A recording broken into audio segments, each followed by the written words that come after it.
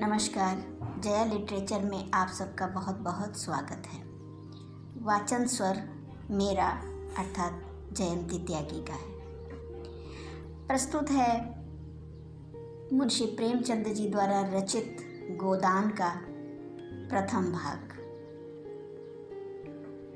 होरी राम ने दोनों बैलों को सानी पानी देकर अपनी स्त्री धनिया से कहा, गोबर को ऊख गोड़ने भेज देना, मैं न जाने कब लौटूं, जरा मेरी लाठी दे दे। धनिया के दोनों हाथ गोबर से भरे थे, उपले पाथ कर आई थी। बोली, अरे कुछ रस पानी तो कर लो, ऐसी जल्दी क्या है। होरी ने अपने झुर्रियों से भरे माथे को सिकोड़ कर कहा, तुझे रस पानी की पड़ी है। मुझे यह चिंता है कि अबेर हो गई तो मालिक से भेंट न होगी, स्नान पूजा करने लगेंगे तो घंटों बैठे बीत जाएगा। इसी से तो कहती हूँ कुछ जलपान कर लो, और आज न जाओगे तो कौन हरज होगा, अभी तो परसों गए थे। तू जो बात नहीं समझती उसमें टांग क्यों अड़ाती है भाई। मेरी लाठी दे दे और अपना काम देख।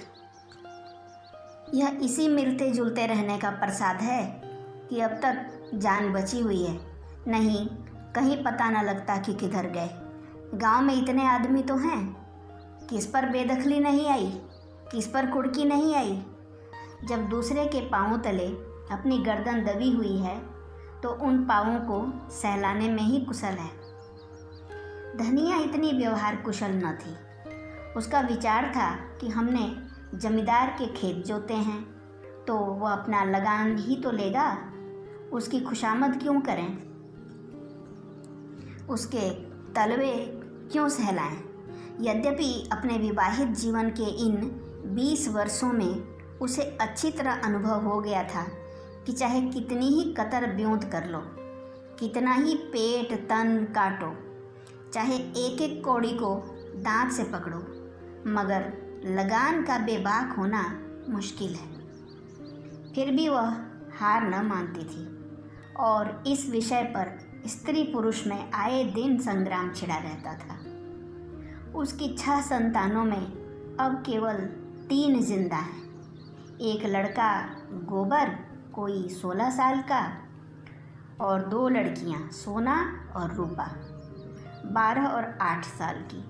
3 लड़के बचपन ही में मर गए। उसका मन आज भी कहता था अगर उनकी दवा दवाई होती तो वे बच जाते, पर वह एक धेले की दवा भी न मंगवा सकी थी। उसकी ही उम्र अभी क्या थी, 36वां ही साल तो था, पर सारे बाल पक गए थे, चेहरे पर झुर्रियाँ पड़ गई थी, सारी देह ढल गई थी। वह सुंदर गेहुआ रंग संवला गया था और आँखों से भी कम सूझने लगा था। पेट की चिंता ही के कारण तो कभी तो जीवन का सुख न मिला। इस चिरस्थायी जीर्णावस्था ने उसके आत्मसम्मान को उदासीनता का रूप दे दिया था। जिस गृहस्थी में पेट की रोटियां भी न मिलें, उसके लिए इतनी खुशामद क्यों।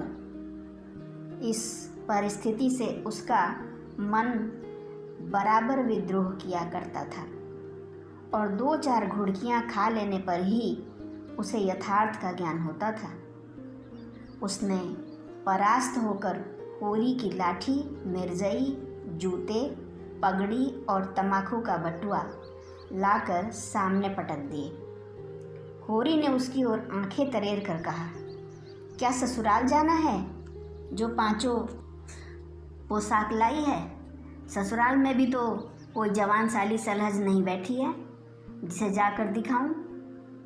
होरी के गहरे सांवले पिचके हुए चेहरे पर मुस्कुराहट की मृदुता झलक पड़ी। धनिया ने लजाते हुए कहा, ऐसे ही बड़े सजीले जवान हो कि साली सलहजें तुम्हें देखकर रीझ जाएंगी। होरी ने फटी हुई मिर्जई को बड़ी सावधानी से तह करके खाट पर रखते हुए कहा, तो क्या तू समझती है मैं बूढ़ा हो गया, अभी तो 40 भी नहीं हुए। मर्द साठे पर पाठे होते हैं।